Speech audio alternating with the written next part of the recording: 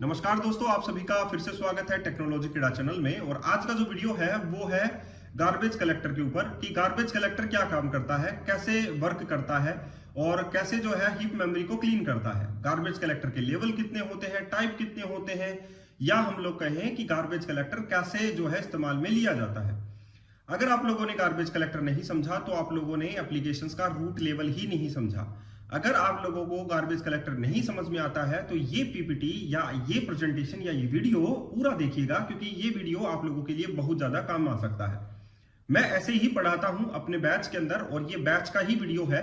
इसके अंदर मैंने उनको समझाया है कि गार्बेज कलेक्टर कैसे काम करता है, कैसे आप लोगों की हीप मेमोरी काम करती है, कैसे हीप को गार्बेज कलेक्टर मैनेज करने का काम करता है, कैसे उसको जो है क्लीन करने का काम करता है, उसके कौन कौन से टाइप होते हैं, 0, 1, 2 जो लेवल्स होते हैं वो कैसे मैनेज किए जाते हैं। अभी डॉटनेट 10 के अंदर एक गार्बेज कलेक्टर को लेकर बहुत बड़ी जो है आप लोगों के लिए इंफॉर्मेशन आई है, या हम लोग कहें डेटा उन्होंने गार्बेज कलेक्टर को लेकर पब्लिश किए हैं।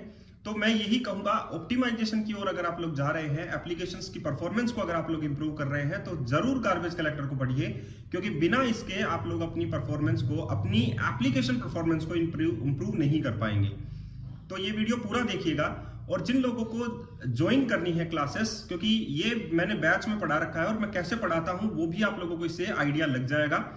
तो गार्बेज कलेक्टर कैसे काम करता है, जिन लोगों को बैच में पढ़ना है, अभी भी सैटरडे संडे स्टार्ट होने वाला है। जो लोग ज्वाइन करना चाहते हैं सैटरडे संडे, वो ये फॉर्म फिल कर सकते हैं जो कि गूगल फॉर्म में है। इसमें मैं सी शार्प फिर से स्टार्ट करने वाला हूं, जल्द ही स्टार्ट करेंगे, तो मैं आप लोगों को इन्फॉर्मेशन दे दूंगा कि कैसे आप लोग जो है इस चीज को गेन कर पाएंगे। तो जल्द ही स्टार्ट करेंगे, लेकिन फॉर्म आज से ही स्टार्ट हो चुके हैं। और हम लोग ये मानेंगे कि जो लोग 20 लिस्ट में आ जाते हैं, उन्हीं को मैं जो है वो सैटरडे संडे जो है, सिर्फ सैटरडे संडे 2-2 घंटे या 3-3 घंटे जो है, 5 दिन मुझे कवर करने होते हैं, तो मैं 5 घंटे जो है सैटरडे संडे कवर करूंगा। दोनों को मिलाकर 2 घंटे 3 घंटे हो सकते हैं, 3 घंटे 2 घंटे हो सकते हैं, 2.5 घंटे की क्लासेस हो सकती हैं। तो जिनको ज्वाइन करना है वो ज्वाइन कीजिए। अभी गूगल फॉर्म फिल करेंगे तो हो सकता है कि आप लोग 20 की लिस्ट में आ जाएं, क्योंकि 20 की लिस्ट ही हम लोगों को चाहिए है। इससे ज्यादा स्टूडेंट मैं लूंगा नहीं इसमें। तो जिन लोगों को फॉर्म फिल करना है वो अभी फिल कर सकते हैं। हो सकता है उसके बाद में ये फॉर्म क्लोज कर दिया जाए, क्योंकि जल्द ही ये फॉर्म जो है वो फिल हो जाता है। तो जिनको जो इंटरेस्टेड हैं वो फिल कर सकते हैं। तो अभी देखिए, पूरा वीडियो देखिए कि गार्बेज कलेक्टर कैसे काम कर रहा है। और जिन लोगों को ज्वाइन करना है वो ज्वाइन कर सकता है सैटरडे संडे की क्लासेस, ठीक है। और उसमें मैं आप लोगों को जो है कॉल कर लूंगा, या आप लोगों को व्हाट्सअप मैसेज कर दूंगा। जो भी फॉर्म आप लोग फिल करेंगे उसके अगेंस्ट में आप लोगों को आप लोगों को फॉर्म फिल करना है। मैं मैसेज आप लोगों को व्हाट्सअप कर दूंगा या कॉल कर लूंगा। तो इससे क्या होगा, इससे ये अच्छा रहेगा कि भाई मैं आप लोगों को टीम्स की लिंक शेयर कर सकूंगा। मैं आप लोगों को व्हाट्सअप एक ग्रुप बनाऊंगा जिसमें आप लोगों की जो बातें हैं वो शेयर होती रहेंगी। आप लोग कैसे भी मेरे से क्वेरी कर सकते हैं, ये सारी चीजें आप लोगों के सामने चलती रहेंगी। तो जिनको परफॉर्मेंस इंक्रीज करनी है, इंटरव्यूज देने हैं, उनके लिए सी शार्प बहुत ही ज्यादा जरूरी है। और ये सारी चीजें मैं सी शार्प के अंदर पढ़ाता हूँ। चलिए चलते हैं और आप लोगों को बताते हैं कि गार्बेज कलेक्टर क्या होता है।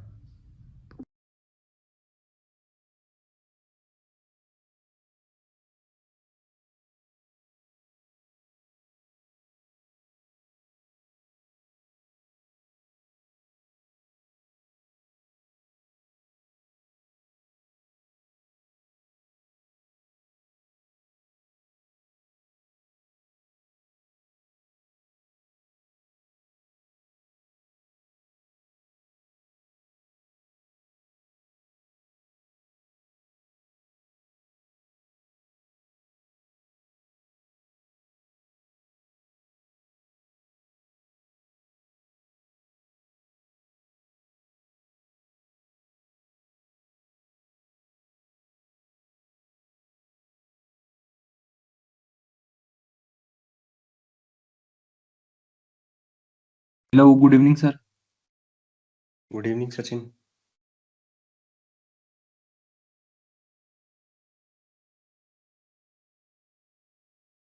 सर जैसे लास्ट क्लास में मैं था नहीं, मतलब 2-3 क्लासेस में, तो वो मतलब लिस्ट वाला सर कलेक्शन सारा कंप्लीट हो गया ना सर?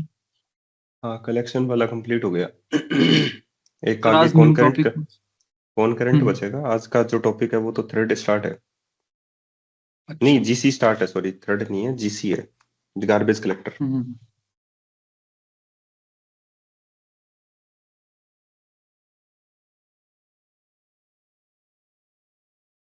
गार्बेज सर कलेक्टर एक के जैसे बाद में तुम्हारे क्वेश्चन पास था। एसिंक्रोनस प्रोग्रामिंग है। हाँ बोलो। हम्म, जैसे आपने पहला वाला सर एक वो दिया था, टास्क दिया था जिसमें आपने कहा था कि प्रोडक्ट ऐड अपडेट करना है। हम्म तो सर उसमें ना जैसे मैंने लिस्ट तो एक तो हमने शो करने के लिए लिस्ट को यूज कर लिया और डिक्शनरी भी यूज कर ली क्योंकि वो फास्ट है, तो सही है मतलब, या फिर हम्म इसमें भी वो मेमोरी ज्यादा मतलब शो एलोकेट होगी, ऐसा कुछ? शो करने के लिए भी तुम लोग वो डिक्शनरी यूज कर लो। हाँ शो, जैसे अपडेट कर रहे हैं तो मतलब वो लिस्ट में ही ना, डिक्शनरी में ही कर रहे हैं, हम्म और अपडेट हो गया और गेट बाय आईडी, और रिमूव करने के लिए मतलब डिक्शनरी का यूज कर रहे हैं और फिर उसे लिस्ट में भी फिल कर दे रहे हैं, तो शो दोनों करने के लिए यूज कर लिस्ट लो, हो गई। जैसे और कि एक बार दोनों यूज कर लो। एक बार के लिए लिस्ट भी एक अलग से रिपोजिटरी बना लो, और उसके लिए लिस्ट के लिए भी एक रिपोजिटरी बना लो, डिक्शनरी के लिए भी एक रिपोजिटरी बना लो, है ना। मेरा वैसे नेक्स्ट टास्क है ये तुम्हारा। तो उससे क्या होगा, जब तुम लोग बेंचमार्क करके मैं तुम लोगों को दिखाऊंगा ना कि भाई लिस्ट का ये डिफरेंस है और डिक्शनरी का ये डिफरेंस है, तो तुम लोगों को समझ में आ जाएगा कि भाई क्या यूज में लेना चाहिए ऐसे कंडीशन, ऐसे सिनेरियोज के अंदर क्या बेस्ट प्रैक्टिस है।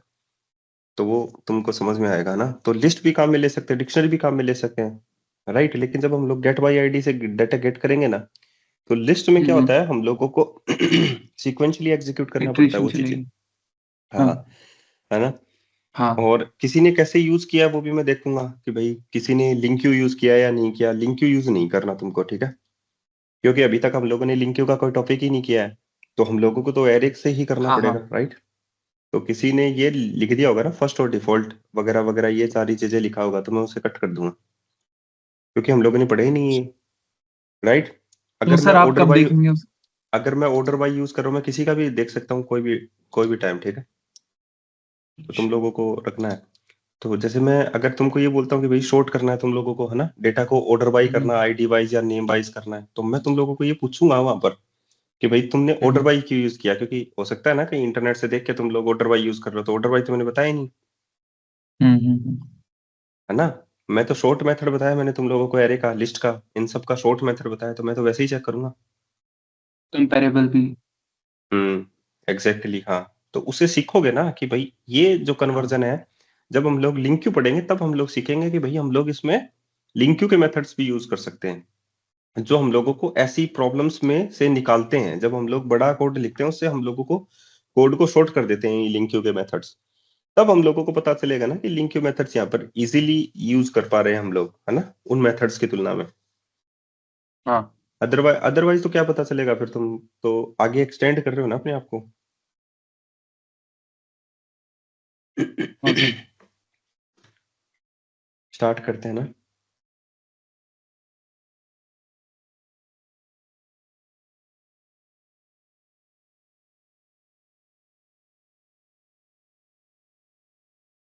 स्क्रीन विजिबल है क्या? आज कम कैसे हैं इतने? 2 मिनट, 1 मिनट और वेट करते हैं।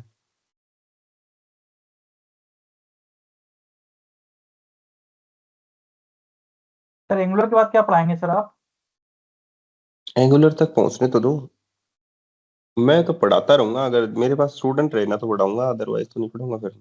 एज्योर का है प्लान एंगुलर के बाद में।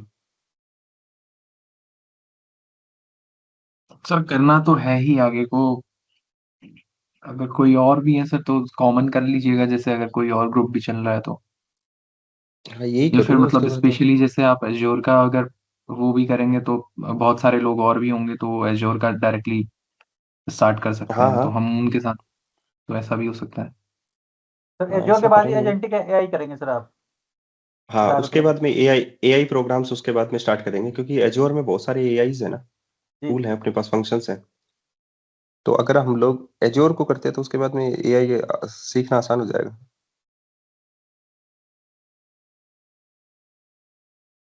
एज्योर में तो बहुत सारी चीजें हैं, तो एक थोड़ी ना है। जी हाँ डेटा जी। डेटा सर्विस ही बहुत सारी हैं।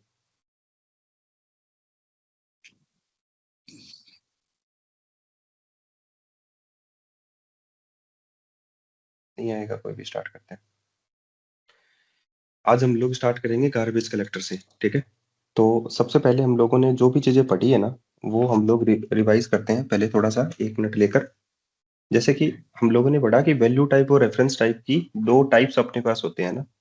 वैल्यू टाइप्स जो होते हैं वो स्टैक मेमोरी में जाते हैं, और हमारे पास जो रेफरेंस टाइप होते हैं वो हमारे पास हीप में जाते हैं। तो ये जो स्टैक मेमोरी और हीप मेमोरी होती है वो एक्चुअली में क्रिएट कौन करता है, ठीक है? ये क्या होती है ना? तो ये एक्चुअली में जो हमारा ओस होता है ना, वो एक प्रोसेस के लिए ये सारी चीजें जनरेट करके देता है हम लोगों को, ठीक है? और वो जनरेट करके देता है कि भाई तुम लोगों के लिए एक वर्चुअल स्पेस में क्रिएट कर रहा हूँ, और इस वर्चुअल स्पेस को कौन मैनेज करेगा? तुम्हारा सीएलआर मैनेज करेगा, ठीक है? तो उस वर्चुअल स्पेस में तुम्हारे पास स्टैक का भी एलोकेशन होता है और तुम्हारे पास हीप का भी एलोकेशन होता है, ठीक है? अब स्टैक मेमोरी को तो तुम लोगों को पता है कि भाई जैसे हम लोग स्कोप से बाहर आते हैं तो ऑटोमेटिकली क्लियर हो जाता है, लेकिन हीप मेमोरी को क्लियर करने के लिए, हीप मेमोरी को मैनेज करने के लिए एक रोबोट लगाते हैं। रोबोट का इन सेंस ऑफ एक प्रोग्राम ही होता है, that is your garbage collector. ये तुम्हारा जीसी होता है। पहले ये क्या था? तुम्हारे सीएलआर के साथ ही चलता था, लेकिन अभी इन्होंने इस कंपोनेंट को अलग कर दिया, ठीक है? कलेक्टर पढ़ रहे हैं तो हम लोगों को स्टैक मेमोरी और हीप मेमोरी मिली, और हीप मेमोरी को मैनेज करने के लिए हम लोगों को क्या मिला? एक जीसी मिला, that is your garbage collector. ये तुम्हारा मैनेज करता है तुम्हारे हीप को। यानी कि हीप भी एक वर्चुअल स्पेस ही होता है तुम्हारे पास, ठीक है? जहां पर कौन से ऑब्जेक्ट जाते हैं हमारे पास, जो कि रेफरेंस टाइप हम लोग बनाते हैं, वो सारे के सारे ऑब्जेक्ट जो है वो हमारे हीप में जाते हैं।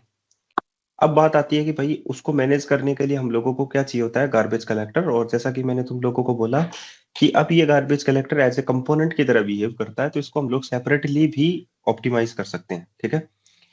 तो ये जो गार्बेज कलेक्टर है वो क्या करता है, क्या नहीं करता है, वो समझते हैं। सबसे पहले हम लोगों ने जब स्टार्ट में वैल्यू टाइप और रेफरेंस टाइप हम लोगों ने पढ़े थे, तब मैंने तुम लोगों को एक बात बोली थी कि भाई हमारे पास यहाँ पर क्या होता है, जैसे हमारे पास ये तो होती है स्टैक मेमोरी, इसको मैं नाम दे देता हूँ, that one is your stack memory, ठीक है? और ऐसी हमारे पास एक होती है हीप मेमोरी, तो हम लोग इसको नाम दे देते हैं हीप मेमोरी। अब हीप मेमोरी में हमारे पास क्या होता है, जैसे कि हम लोगों ने कोई भी ऑब्जेक्ट बनाया, that one is your object. ये तुम्हारे पास ऑब्जेक्ट होता है स्टूडेंट का। तो स्टूडेंट का जो डेटा होता है हमारे पास, जैसे कि आईडी हो गया, हमारा नेम हो गया, ये जो डेटा होता है वो हमारे पास किस में जाता है? हीप मेमोरी में जाता है। और इसका जो रेफरेंस होता है स्टूडेंट, वो तुम्हारे पास आता है स्टैक मेमोरी में। ये बात मैंने तुम लोगों को उस टाइम बताई थी। तो यहाँ पर जो रेफरेंस है हमारे पास, वो रेफरेंस हमारे पास है जैसे कि स्टूडेंट स्मॉल टाइप, जैसे कि S1 भी हम लोग दे सकते हैं, या हम लोगों ने स्टूडेंट लिख दिया इसके ऊपर। सो फाइनली हम लोग बोलते हैं कि भाई ये रेफरेंस अपने पास होता है। तो जीसी का क्या रोल हुआ? जीसी कब आएगा, ठीक है? तो हमारे पास यहाँ पर एक बड़ा सवाल आता है कि ये मैनेज्ड जो मेमोरी होती है हमारे पास, that one is the stack memory और हीप मेमोरी। नो, हम लोग ये बोलेंगे कि भाई हमारे पास ये जो रेफरेंस है, जो स्टैक मेमोरी हमारे पास रखा हुआ है इस डेटा का, इस रेफरेंस को अगर हम लोग आउट कर दें तो हमारा जीसी आएगा। लेकिन कोई गारंटी नहीं है कि जीसी उसी टाइम आ जाएगा। क्या जब रेफरेंस आउट हुआ तो उसी टाइम आ जाएगा? क्या नहीं, उस टाइम नहीं आएगा। तो हम लोग क्या काम करेंगे, जैसे कि मान लो मैंने इस स्टूडेंट ऑब्जेक्ट को काम में लिया, और इसका ऑब्जेक्ट जो है अब मैंने उसको आउट कर दिया। जैसे केस में हम लोग स्ट्रिंग के केस में देखते हैं कि रेफरेंस जो है वो आउट हो जाते हैं जब हम लोग उसे म्यूटेट करते हैं, ठीक है? स्ट्रिंग स्ट्रिंग जो होता है वो इम्यूटेबल टाइप का होता है। तो जैसे ही हम लोग उसको अपेंड करने की कोशिश करते हैं तो वो क्या होता है, नया लोकेशन पर चला जाता है, पुराने वाले का रेफरेंस हम लोग आउट कर देते हैं। तो हमारे पास वो जो पुराना वाला जो रेफरेंस होता है वो मेमोरी में ही रखा होता है, ठीक है? और मेमोरी में किस तरीके से हमारे पास रखा होता है वो देखते हैं। जैसे हमारे पास मान लो ये है, ये हमारे पास हीप मेमोरी के लोकेशंस है, अलग अलग है। और ये मेमोरी जो है फ्रेगमेंटेड मेमोरी है अभी फिलहाल, ठीक है? फ्रेगमेंटेड का मतलब है कुछ जगह फिल किया हुआ है तो कुछ जगह जो है वो खाली है। इसको हम लोग बोलते हैं फ्रेगमेंट मेमोरी। तो फाइनली हम लोग बोलते हैं कि भाई स्टूडेंट जो ऑब्जेक्ट है वो हमारा यहाँ पर लोकेट हो चुका है, that one is your student object, ठीक है? जिसमें हमारे पास आईडी है और नेम है, आईडी है एंड द नेम है। एंड फाइनली हम लोग यहाँ पर क्या बोलेंगे कि नेक्स्ट में अपने पास ये जो है वो अपने पास है फ्री मेमोरी है। यहाँ पर हो सकता है कि ये 5 KB की मेमोरी हो। यहाँ पर हम लोग चलते हैं नेक्स्ट में, ये ऑक्यूपाइड है फिर से, ठीक है? यहाँ पर ये फ्री है, ये ऑक्यूपाइड मेमोरी है। इस तरीके से ये हमारे पास जो है हीप के लोकेशन है अलग अलग, और इसको हम लोग बोलते हैं फ्रेगमेंटेड मेमोरी। अब हम लोगों ने, जैसा कि मैंने तुम लोगों को बोला कि यहाँ पर हमारे पास जो है स्टूडेंट ऑक्यूपाई हो गया और उसका रेफरेंस जो है हम लोगों ने आउट कर दिया, ठीक है? अगर हम लोगों ने यहाँ से उसका रेफरेंस आउट कर दिया तो तुम्हारा जीसी आना चाहिए, ठीक है? और वो इसको रिमूव करना चाहिए, दैट वन। लेकिन उसी टाइम जीसी नहीं आता इसका मतलब है कि तुरंत ही नहीं आता कि भाई यहाँ से रेफरेंस आउट हो गया तो तुरंत जीसी आ जाएगा, नहीं, कोई जरूरी नहीं है कि आ जाए। अब अगर मान लो हम लोगों ने ये फ्री स्पेस ऑक्यूपाई कर दी है, दैट वन, किसी न किसी डेटा के साथ हम लोग सिमिलर डेटा ही लिख रहे हैं और मान लो हम लोगों ने ये फ्री कर दिया, स्पेस फिल कर दिया, तो हीप का जो स्पेस था वो पूरा का पूरा फ्री हो गया। अब जीसी जो है वो प्रेशर में आ गया, जीसी को आना ही पड़ेगा यहाँ पर। और जो जो रेफरेंस जो है वो यहाँ पर क्या है, तुम्हारे पास अनरेफरेंस्ड हो चुके हैं, जो ऑब्जेक्ट अनरेफरेंस्ड हो चुके हैं उनको वो क्लियर करना स्टार्ट करेगा, क्योंकि जीसी के पास प्रेशर आ गया, तुम्हारी हीप जो है वो पूरी की पूरी फिल हो चुकी है। तो जीसी के पास प्रेशर आ गया और वो ये कहेगा कि मैं जितने भी अनरेफरेंस्ड जो ऑब्जेक्ट्स हैं उनको मैं यहाँ पर क्लियर करूंगा, ठीक है। तो उसने वो 1 by 1 क्लियर करता है। कैसे क्लियर करता है, जैसे कि मान लो ये जो स्टूडेंट है, मैंने यहाँ पर बात करी, ये जो स्टूडेंट है वो ऑक्यूपाइड है लेकिन अनरेफरेंस्ड है, लेकिन ये रेफरेंस्ड है। जैसे कि मान लो मैंने यहाँ पे लिखा एम्प्लॉय, तो ये अपने पास रेफरेंस्ड है, तो हम लोग यहाँ पर ये कॉपी कर लेते हैं, जस्ट Ctrl+C+P। यहाँ पर अपने पास है एम्प्लॉय और इसका जो रेफरेंस है वो अपने पास इसमें है।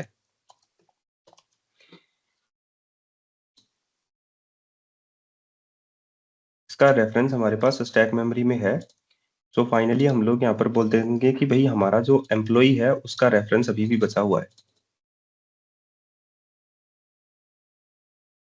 ठीक है।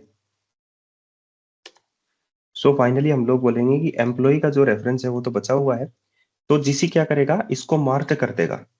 जो रेफरेंस बचा के रखना है उसको जीसी क्या करेगा, मार्क कर देगा। और फाइनली ये तो मार्केबल ऑब्जेक्ट हो जाएंगे जो कि तुम्हारे पास रीचेबल हैं, जिनके रेफरेंस अभी बचे हुए हैं वो सारे के सारे मार्क में आ जाएंगे। और जो बाकी के जितने भी बचे ना उनको वो क्या करेगा, डिलीट करने की कोशिश करेगा। डिलीट कैसे करेगा, सबसे पहले इन जो अनमार्केबल हैं इनको वो क्या करेगा, एक क्यू में डालेगा, जिसको हम लोग बोलेंगे फाइनलाइजर क्यू। ये तुम्हारे पास आता है दैट वन, तो इसको वो क्या करेगा, यहां से हटाएगा और यहाँ पर डाल देगा, that one is the finalizer queue. जैसे जैसे सीक्वेंशियली चलेगा, जैसे जैसे चाहे चलेगा कि भाई अनमार्क्ड ऑब्जेक्ट है तो इसको फाइनलाइजर क्यू में डाल देगा। अभी उसने फाइनलाइजर क्यू में ही डाला है, ठीक है। फाइनलाइजर क्यू में डालने के बाद में वो क्या करेगा, जो मेमोरी अपने पास हीप मेमोरी है वो अपने पास क्या करेगा, इसको रिमूव करने के बाद में रिमूव करूंगा। अभी हम लोग यहाँ पर क्या करते हैं, इसको डिफ्रेगमेंट करना स्टार्ट करते हैं। सॉरी, डिफ्रेगमेंटेड तो अपने पास, सॉरी, ये फ्रेगमेंटेड मेमोरी है, इसको हम लोग क्या करते हैं, डिफ्रेगमेंट करना स्टार्ट करते हैं। डिफ्रेगमेंट का मतलब है कि हमारे पास ये तो ऑक्यूपाइड स्पेस है, यहाँ पर ये जो है अपने पास फ्री मेमोरी है, ये ऑक्यूपाइड मेमोरी है, ये फ्री मेमोरी है, ठीक है, इस तरीके से। तो ये क्या काम करता है, यहाँ पर ये स्कैटर्ड डेटा है, तो हम लोगों का यहाँ पर क्या करेगा, कंटिन्यूस लोकेशन के ऊपर यहाँ पर ये कर देगा फ्री फ्री फ्री, और फिर इनको क्या कर देगा, मर्ज कर देगा, दिस वन। तो हमारे पास ये जो डेटा है वो इतना लार्ज स्पेस जो है वो हमारे पास फ्री हो गया और ये ऑक्यूपाइड है दोनों के दोनों। तो that one is known as, हम लोग बोल देंगे इसको डिफ्रेगमेंटेड डेटा या डिफ्रेगमेंटेड मेमोरी। ये कॉम्पैक्शन का काम होता है, that one is your compaction phase, ये तुम्हारा यही काम करता है। अब बात आती है कि जब जीसी जो है वो तुम्हारे पास जो अनरेफरेंस्ड जो वेरिएबल, अनरेफरेंस्ड जो ऑब्जेक्ट थे तुम्हारे पास उनको क्यू में डालता है, जिसको हम लोग क्या बोलते हैं, फाइनलाइजर क्यू बोलते हैं, ठीक है। इस फाइनलाइजर क्यू का वो क्या काम करता है, जितने भी अनरेफरेंस्ड है वो ऐसे डालता जाता है क्यू में, फर्स्ट इन फर्स्ट आउट के ऑर्डर में डालता जाता है।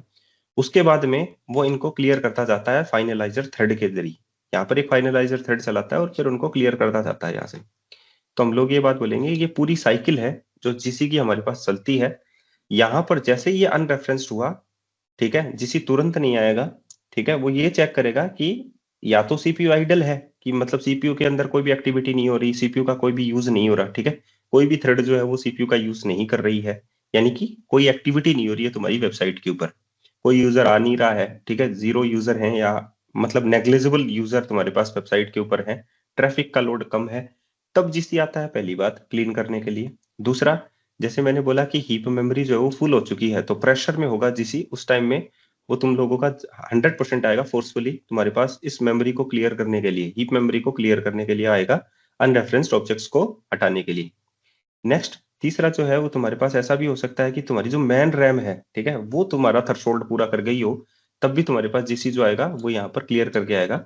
तो ये चीज जो है कि जीसी कब आएगा ये तो तुम लोग डिसाइड नहीं करोगे, ये तुम्हारा जो रिसोर्सेज है, जो अदर प्रोसेस जो है वो तुम्हारे रिसोर्सेस यूज कर रही है, रैम वगैरह यूज कर रही हैं, या इंटरप्ट किसी ने कर दिया, उस तरीके पे डिपेंड करेगा। ठीक है, तो ये तुम लोग मैनेज नहीं करोगे। जिसी को मैनेज करने के लिए हमारे पास मैनेज्ड कोड है जो उसे मैनेज करेगा। लेकिन हम लोग भी फोर्सफुली उसे बुला सकते हैं एक्सटर्नली। कैसे कॉल करके? अगर हम लोग ये लिख दें जीसी डॉट कलेक्ट, जैसे मैंने ये लिखा garbage collector GC dot collect, अगर मैं फंक्शन है कलेक्ट वो लिख दूं तो मैं जीसी को बुला सकता हूं कि पहले आओ और क्लियर करके जाओ। लेकिन हम लोग ये मैन्युअली करेंगे नहीं। क्यों नहीं करेंगे?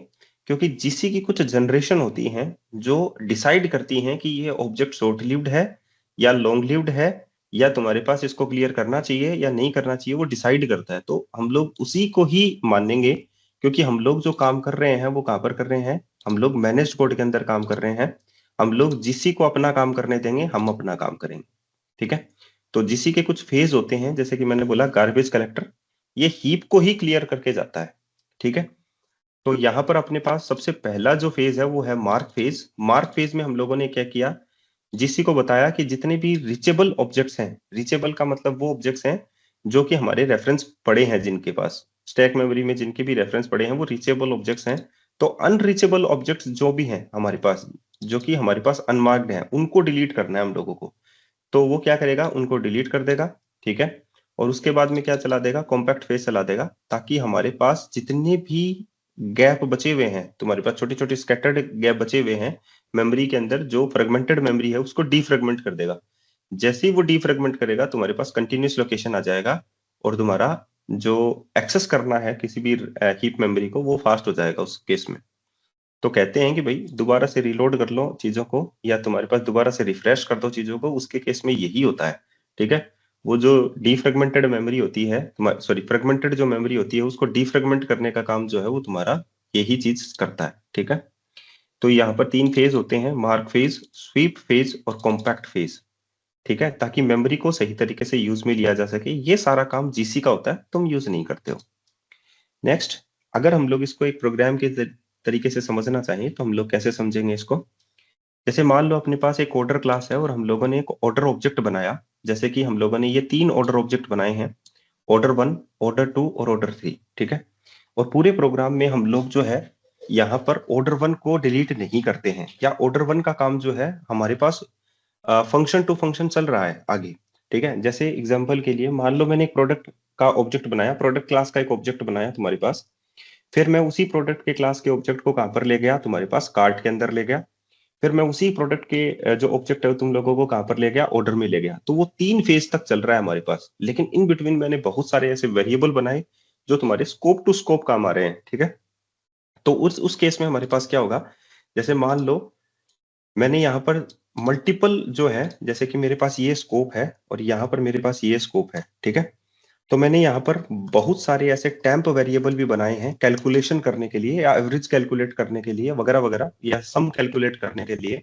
तो मैंने लोकल वेरिएबल्स बनाए हैं सम को कैलकुलेट करने के लिए, मान लो तुम्हारे पास। ठीक है, तो अगर मैं मान लो तुम लोगों को ये बात बोल रहा हूँ कि भाई मैं सम को कैलकुलेट करने के लिए लोकल वेरिएबल बना रहा हूँ, तो यहाँ पर क्या होगा? जैसे स्कोप आउट होगा तो इस वेरिएबल को अगर तुम लोगों ने बाहर एक्सेस कहीं पर भी नहीं किया है, तो जीसी जो है वो इसको शॉर्ट लिव्ड ऑब्जेक्ट मानता है। शॉर्ट लिव्ड का मतलब सबसे पहले इसको क्लियर करेगा। ठीक है, लेकिन ये एक ओवरहेड बन जाएगा आगे चलकर, तो हम लोग इसको देखेंगे। ठीक है, लेकिन ये क्या करेगा? यहां से स्कोप आउट, तो इसका मतलब है कि टेम्प वेरिएबल इसी स्कोप के अंदर काम आ रहा था, तो जीसी जो है उसको अनरेफरेंस कर देगा, और अनरेफरेंस करने के बाद में इसको आउट करने का काम करेगा। ठीक है, now the next one is कि हम लोग ऐसा भी कर सकते हैं कि भाई मान लो मैंने ऑर्डर 1 को तो आगे भी फर्दर काम में ले रखा है, लेकिन मैंने ऑर्डर 2 और ऑर्डर 3 को नहीं लिया काम में, तो मैंने इसमें क्या साइन कर दिया? नल नल साइन कर दिया। तो यहाँ पर ऑर्डर 2 और ऑर्डर 3 जो है वो क्या हो गए? अनरेफरेंस्ड हो गए हमारे पास। तो हम लोग क्या बोलेंगे? जैसे कि हमारे पास ये हीप मेमोरी अपने पास है, सो जस्ट कंट्रोल वी, या मान लो अपने पास है ऑर्डर 1, यहाँ पर है हमारे पास ऑर्डर ऑर्डर 1 अपने पास है, और इसमें हमारे पास है ऑर्डर आईडी। ठीक है, यहाँ पर अपने पास है यूजर आईडी। ठीक है, और यहाँ पर अपने पास है प्रोडक्ट आईडी। ठीक है, दैट्स वन। तो अपने पास ये ऑर्डर 1 में डेटा है अपने पास। नाउ जस्ट कॉपी कर लेते हैं हम लोग इस डेटा को, और यहाँ पर हम लोग पेस्ट कर देते हैं। यहाँ पर ये हीप मेमोरी में 3 जगह अपने पास है, ऑर्डर 1, ऑर्डर 2, ऑर्डर 3, और इनके जो रेफरेंस वेरिएबल हैं वो अपने पास यहाँ पर भी रखे हुए हैं। दैट वन इज, ये ऑर्डर है, sorry, that one is order, order, order. इनको रेफरेंस करने के लिए अपने पास यहाँ पर जो है वो रेफरेंस वेरिएबल है ऑर्डर 1, ऑर्डर 2 और ऑर्डर 3। तो हम लोग इसको रेफरेंस कर देते हैं। That one is order 1, order 2 और ऑर्डर 3। हम लोग यहाँ पर लिख देते हैं ऑर्डर 1, यहाँ पर हम लोग रेफरेंस लिख देते हैं ऑर्डर 2, यहाँ पर हम लोग रेफरेंस लिख देते हैं ऑर्डर 3। ठीक है, तो हम लोग जस्ट कॉपी पेस्ट, इसमें हम लोग यहाँ पर ये कर देते हैं and then finally this one. अब हम लोगों ने यहाँ पर क्या किया, ऑर्डर 2 इक्वल्स टू नल डाल दिया और ऑर्डर 3 इक्वल्स टू नल डाल दिया। तो जैसे ही हम लोगों ने ये लिखा था ना, order equals to new order 2, तो ये अपने पास ब्लैंक ही क्रिएट हो जाए, लेकिन यहाँ पर स्पेस क्रिएट हो जाता है और इसका रेफरेंस जो है वो अपने पास इसके साथ कनेक्ट हो जाता है। ठीक है, तो जो भी इसके अंदर पैरामीटर होते हैं ना, जैसे कि ऑर्डर आईडी है वो इंटीजर टाइप का है तो उसमें 0 हो जाएगा। ठीक है, यूजर आईडी स्ट्रिंग टाइप का है तो उसमें अपने पास नल आ जाएगा। इस तरीके से वो बाय डिफॉल्ट असाइन हो जाता है। लेकिन जैसे ही मैंने ऑर्डर 2 के अंदर नल डाल दिया, इसका मतलब है कि कोई भी एरिया यहाँ पर एग्जिस्ट नहीं करता है, तो ये रेफरेंस आउट हो गया है यहाँ पर। दैट वन, यहाँ पर भी ये रेफरेंस जो है वो यहाँ पर आउट हो गया। तो इसका मतलब अपन ने यहाँ पर क्या कह दिया, इसका मतलब अपन ने ये कह दिया कि जीसी जो आएगा वो इसको क्लियर करके जाएगा, इसको भी क्लियर करके जाएगा, और इसको जो है जब जीसी आ गया और इसने इसको क्लियर कर दिया और इसको क्लियर कर दिया और ये बचा रह गया, तो जीसी ने क्या सोचा कि भाई ये तो तुम्हारे पास शॉर्ट लिव्ड ऑब्जेक्ट हैं जो तुरंत आए थे और तुरंत चले गए। ठीक है, तो ये ऑब्जेक्ट बचा रह गया, तो इस ऑब्जेक्ट को क्या कर देता है, पास कर देता है तुम्हारी एक जनरेशन से दूसरे वाले जनरेशन में। तो अपने पास जीसी के अंदर कुछ जनरेशन होती हैं जो हम लोग यहाँ पर पढ़ेंगे, जैसे कि जेन 0 ऑब्जेक्ट। जेन 0 का मतलब होता है तुम्हारे पास कि भाई हमारे पास ये ऑब्जेक्ट जो थे वो एक स्कोप के लिए काम कर रहे थे। स्कोप का मतलब दैट वन, जैसे मान लो मैं यहाँ पर एक बात कर रहा हूँ स्मॉल ऑब्जेक्ट्स की, जैसे मैंने अभी अभी तुम लोगों को बताया है एक टेम्प वेरिएबल क्रिएट होता है यहाँ पर। तो ये जो स्कोप है ना, वो तुम्हारे पास ये जो जितने भी ऑर्डर 2 या ऑर्डर 3 की मैं बात कर रहा हूँ वो इसी के अंदर बने थे, और यहाँ से बाहर अपने पास एंटायर एप्लीकेशंस में कहीं पर भी काम में नहीं आ रहे हैं। तो ये क्या काम करेगा, जब इनको क्लियर करने आएगा ना, ऑर्डर 2 को और ऑर्डर 3 को क्लियर करने आएगा, तो वो एक साइकिल अपनी चला चुका होगा। जीसी जो है वो अपनी फर्स्ट साइकिल चला चुका होगा। तो वो क्या करेगा, वो ये देखेगा कि ऑर्डर 1 बच गया अपने पास, उसको क्लीन में नहीं कर पाया, तो ये क्या करेगा, ऑर्डर 1 को किस में डाल देगा, जेन 1 जनरेशन में डाल देगा। That one is gen 1, generation 1 में डाल देगा वो।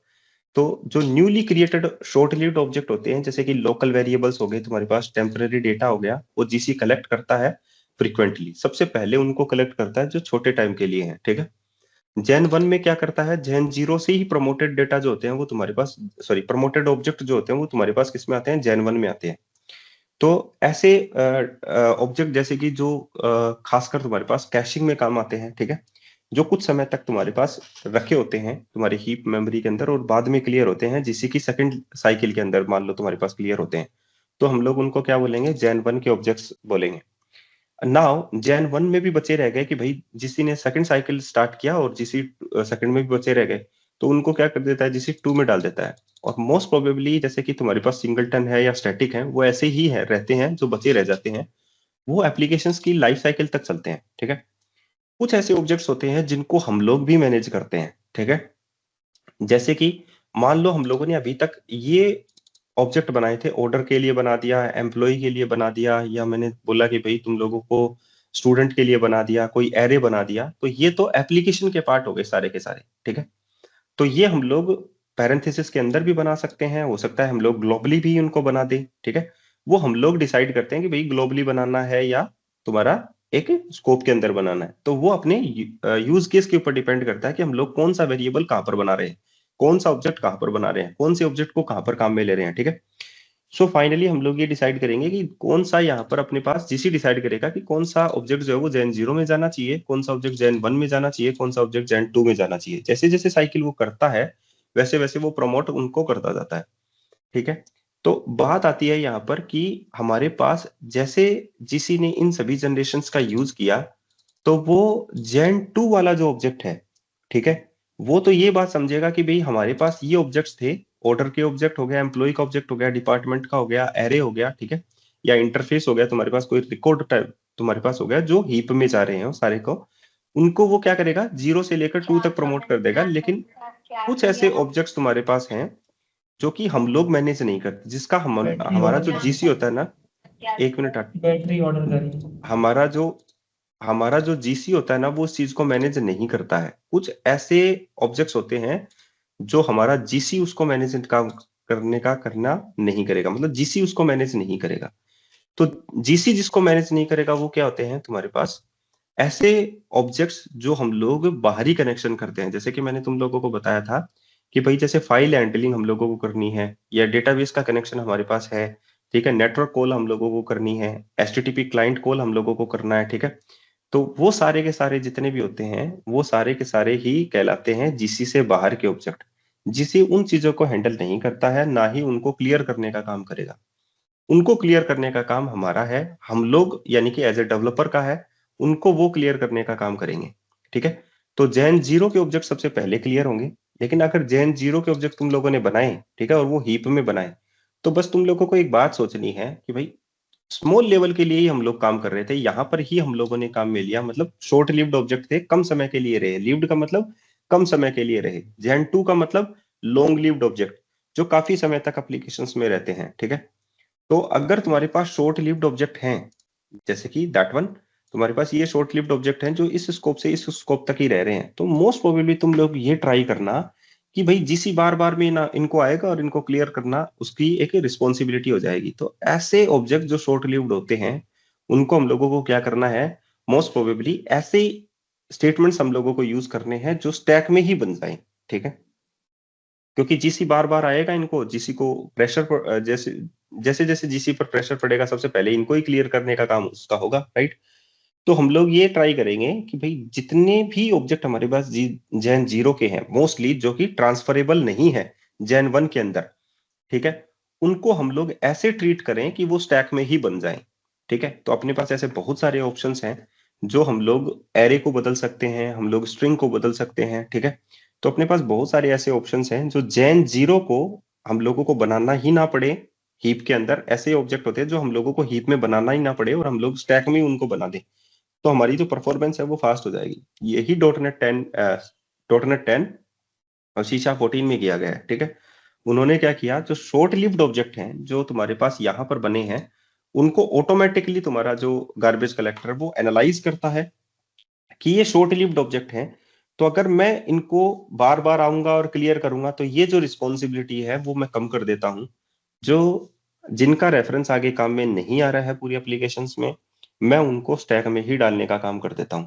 तो ये क्या काम कर रहा है अभी, ऐसे ऑब्जेक्ट जो शॉर्ट लिव्ड हैं उनको वो स्टैक में डालने का काम कर रहा है, ठीक है। वो जब तुम्हारे पास आएगा तो वो उनको स्टैक में ही यूज करेगा, ना कि तुम्हारे पास यहाँ पर वो हीप में जाएंगी, ठीक है। अभी डॉटनेट 10 में, लेकिन अभी हम लोग जो पढ़ रहे हैं ना वो डॉटनेट 9 के बेसिस पे पढ़ रहे हैं, ठीक है।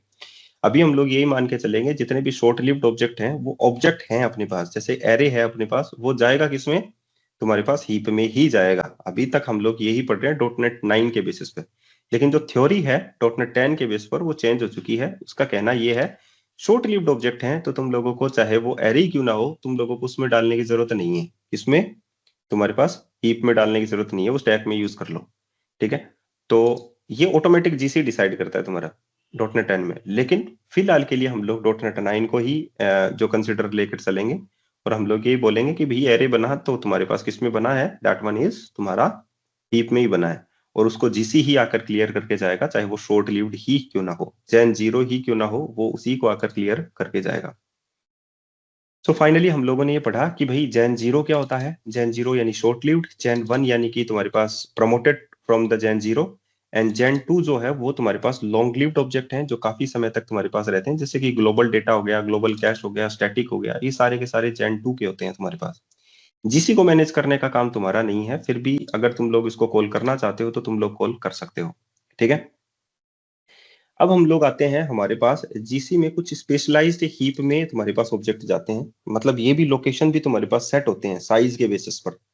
जैसे अगर हम लोग स्मॉल ऑब्जेक्ट हीप की बात करें, स्मॉल ऑब्जेक्ट हीप का मतलब क्या होता है, जैसे हम लोगों ने ये बनाया अभी ऑर्डर, और ऑर्डर की जो साइज है अपने पास, जो ऑब्जेक्ट हम लोगों ने बनाया है उसकी जो साइज है अपने पास वो मान लो 85 केबी से कम है अपने पास, तो हम लोग ये क्या करेंगे, इनका एक स्टैंडर्ड है 85 केबी, तो उन्होंने मान लिया कि भाई 85 कम साइज के जितने भी ऑब्जेक्ट है ना, वो सारे तुम्हारे पास स्मॉल ऑब्जेक्ट हीप वाले लोकेशन पर जाएंगे। लार्ज ऑब्जेक्ट हीप में तुम्हारे पास कौन से जाएंगे, जो 85 केबी से बड़े हैं, वो ऑब्जेक्ट जितने भी हैं वो सारे के सारे लार्ज ऑब्जेक्ट हीप में जाएंगे। पिंड ऑब्जेक्ट हीप में कौन से जाएंगे, जो कि तुम्हारे पास एंटायर एप्लीकेशंस में काम आ रहे हैं, ठीक है, और जेन 2 लेवल के हैं, सारे के सारे फिक्स रहेंगे, हिलेंगे नहीं, मूवेबल नहीं होंगे, वो सारे पिंड ऑब्जेक्ट हीप में आएंगे। लार्ज ऑब्जेक्ट हीप में वो होते हैं जिनको मूव करना आसान नहीं होता, जो जैसे कि हम लोग किसी इमेज के ऊपर काम कर रहे हैं, ठीक है, तो उसकी जो साइज होती है वो बड़ी होती है, ठीक है। ऐसे एरे के ऊपर काम कर रहे हैं जिसकी जो साइज है वो बड़ी है 85 केबी से, तो हम लोग उनको सभी को लार्ज ऑब्जेक्ट हीप में ही ट्रीट करेंगे, ठीक है। पिंड ऑब्जेक्ट हीप पूरे एप्लीकेशंस के अंदर काम आते हैं हमारे पास, और उनका जो जैसे कि इंटरऑप्स जैसे हम लोग बोलते हैं ना, सिस्टम 32 की जो फाइलें होती हैं वो अपने पास काम आती हैं। तो ऐसे ऑब्जेक्ट जिनको मूव नहीं किया जा सकता, पिन कर दिया, ठीक है, पिन कर दिया मतलब वो वहीं रहेंगे, मूवेबल नहीं रहेंगे, ठीक है। तो ये सारे के सारे हीप के ही टाइप हैं, स्मॉल ऑब्जेक्ट हीप है, लार्ज ऑब्जेक्ट हीप है, अपने पास पिंड ऑब्जेक्ट हीप है। मोस्ट प्रोबेबली हम लोग जो काम में लेते हैं that one is small object heap, हम लोग इसी को काम में लेते हैं। लार्ज ऑब्जेक्ट हीप का मतलब मैंने तुम लोगों को बता दिया, जिसकी साइज 85 केबी से बड़ी हो, जैसे कि इमेज के केस में, ठीक है। तो ये अपने पास हीप के कुछ वो होते हैं, टाइप्स होते हैं। अब यही बात जो हम लोगों ने लास्ट टाइम डिस्कस की थी जीसी के लिए, कि जीसी जो है वो कब रन होगा। तो फर्स्ट कंडीशन तुम्हारे पास यहाँ पर रेज होती है, लो मेमोरी कंडीशन। तुम्हारे पास मान लो रैम जो है, तुम्हारे सिस्टम डिटेक्ट करता है कि मेरे वाले केस में जैसे कि तुम्हारा जो रैम है वो अवेलेबल नहीं है इतना जो तुम लोगों को स्पेस मिल सके। सो उस कंडीशन में तुम्हारा जीसी जो है वो आकर आएगा, अनरेफरेंस जितने भी ऑब्जेक्ट्स हैं उनको क्लियर करके जाएगा। हीप थ्रेशोल्ड एक्सीडेड, जो तुम्हारा हीप का मेमोरी है वो भी तुम्हारा एक्सीड हो गया तुम्हारे पास, तो भी तुम्हारे पास जीसी आएगा। एक्सप्लिसिट कॉल, एक्सप्लिसिट कॉल का मतलब है अगर तुम लोगों ने अपने प्रोग्राम में ये लिख दिया gc.collect तो भी आएगा बेचारा, ठीक है, और उसको क्लियर करके जाएगा। Ideal CPU time, ideal CPU time का मतलब है कि तुम्हारी एप्लीकेशंस के ऊपर कोई भी एक्टिविटी नहीं हो रही है, वहां पर सीपीयू जो है वो 2-3% चला हुआ है, ठीक है, तो वहां पर भी तुम्हारा जीसी जो है वो आ सकता है और अनरेफरेंस वेरिएबल को क्लियर करके जा सकता है। तुम्हारा जो वर्चुअल स्पेस है उसको मैनेज करके जा सकता है। तो ये तुम्हारे पास 5 ऐसे टाइप्स हैं जिसको हम लोग ये बात बोलेंगे कि भाई हमारे पास जीसी जो है वो आता है और मेमोरी को क्लियर करके जाता है, ठीक है, जो भी अनरेफरेंस ऑब्जेक्ट्स हमारे पास होते हैं उनको क्लियर करके जाता है। अब बात मैंने वही कही थी कि भाई तुम्हारे पास जो मैनेज्ड ऑब्जेक्ट तुम लोगों ने बनाया, ठीक है, मैनेज्ड ऑब्जेक्ट यानी कि ऑर्डर बनाया, प्रोडक्ट बनाया, एम्प्लॉय बनाया, एरे बनाया, रिकॉर्ड बनाया, इंटरफेस बनाया, इन सबको काम, इनको सबको अनरेफरेंस करने का काम यानी कि मेमोरी से हटाने का काम जो है वो जीसी कर लेता है।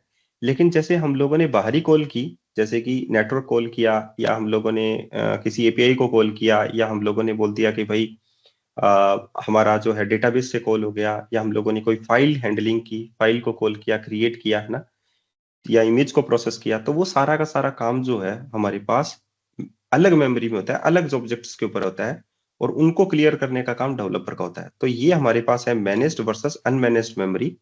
मैनेज्ड मेमोरी वो होती है जो हम लोगों ने अभी ऑब्जेक्ट बनाए थे, जैसे employee, department, student, record, interfaces वगैरह सारे के सारे वो मैनेज होते हैं, वो एप्लीकेशन का हिस्सा होते हैं, हमारे प्रोजेक्ट का हिस्सा होते हैं।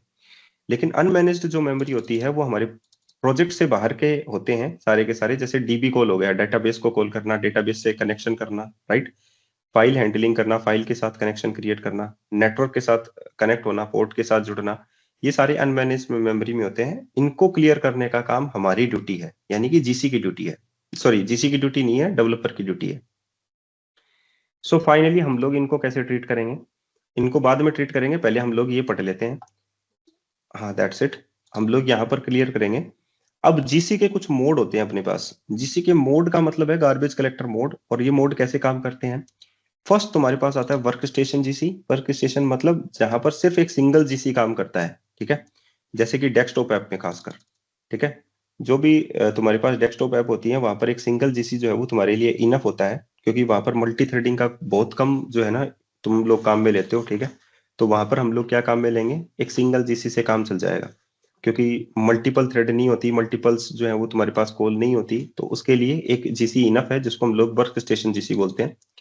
सर्वर जीसी किसको बोलते हैं, हमारे पास जो भी अपन वेब एप्लीकेशन में काम करते हैं, वेब एप्स में काम करते हैं, उनको ऑप्टिमाइज करना ज्यादा जरूरी होता है, हाई थ्रूपुट हम लोगों को चाहिए होता है। सो फाइनली हम लोग क्या करते हैं, जीसी को मल्टीपल जीसी काम में लेते हैं हम लोग यहाँ पर, ठीक है, ये मैं अब तुम लोगों को एक्सटेंड करके बताऊंगा। बैकग्राउंड जीसी का मतलब होता है जो रनिंग रहते ही रहते हैं, बैकग्राउंड एप्स जैसे कि सर्विसेज तुम्हारे पास चल रही है, उनको क्लियर करने का काम, उनको मैनेज करने का काम जो है वो तुम्हारे पास बैकग्राउंड जीसी में होता है। जितनी भी सर्विसेज तुम्हारे विंडोज में चल रही हैं वो सारे बैकग्राउंड जीसी के साथ एसोसिएटेड है। ठीक है, तो ये फाइनली हम लोग क्या बोलेंगे, जैसे बैकग्राउंड थ्रेड है तो थ्रेड आके आएगा तुम्हारे पास, उसमें बैकग्राउंड थ्रेड जितनी भी चलेंगे उनके साथ एसोसिएटेड होता है तुम्हारे पास जीसी। तो हर एक चीज में अलग अलग जीसी है। डेस्कटॉप ऐप में है, स्टैंड अलोन पे काम हो रहा है, इतना ज्यादा ट्रैफिक नहीं होता है, एक यूजर हैंडल करने का काम कर रहा है, सिंगल जीसी से काम चल जाएगा। सर्वर जीसी जहां पर तुम्हारे पास मल्टीपल थ्रेड्स हैं, मल्टीपल एग्जीक्यूशन यूनिट्स हैं, तो जैसे कि मान लो हम लोग माइक्रो सर्विस ऐप ही बना देते तो मल्टीपल प्रोसेस हमारे पास हो गई, हर एक प्रोसेस के अगेंस्ट हमारे पास एक जीसी हो गया। इस तरीके से जीसी काम करेगा। बैकग्राउंड जीसी मतलब जो बैकग्राउंड जो भी टास्क चल रहे हैं, थ्रेड चल रही हैं, उनके साथ एक जीसी एसोसिएटेड होता है। अब हम लोग बोलेंगे कि भाई जीसी को हम लोग फोर्सफुली अगर कॉल करें तो हम लोग कैसे कर सकते हैं, उसको चेक करने के लिए अपने कोड के अंदर। तो जीसी डॉट कलेक्ट अगर तुम लोग लिखोगे तो जीसी को तुम लोग कॉल कर रहे हो कि तुम आओ और अपनी साइकिल चलाओ और अपन जो है जितने भी अनरेफरेंस वेरिएबल हैं उनको हटाओ, ठीक है, रैम से। तो GC dot collect. GC dot get generation, तुम लोग ये निकाल सकते हो कि अभी फिलहाल के लिए ऑब्जेक्ट जो है वो कौन सी जनरेशन में है, जेन 0 में था, जेन 1 में है या जेन 2 में है। ये तुम लोग उसका जनरेशन निकाल सकते हो किसी भी ऑब्जेक्ट का। जैसे कि ऑब्जेक्ट ऑर्डर लिखा तुम लोगों ने या स्टूडेंट लिखा, student S1 equal to new student, तो तुम लोग ये लिख सकते हो कि जीसी डॉट गेट जनरेशन और ऑब्जेक्ट तुम लोगों ने लिखा S1, तो वो S1 का जो स्टेट है कि कौन सी जनरेशन में अभी फिलहाल है वो तुम लोगों का बता सकता है। टोटल मेमोरी निकाल सकते हो, कीप अलाइव अभी फिलहाल के लिए अलाइव है या नहीं है ऑब्जेक्ट, सो वो तुम लोग यहाँ पर बता सकते हो। तो ये कुछ मेथड्स होते हैं जीसी के जो तुम लोग कॉल कर सकते हो, लेकिन कॉल नहीं करना चाहिए, ठीक है।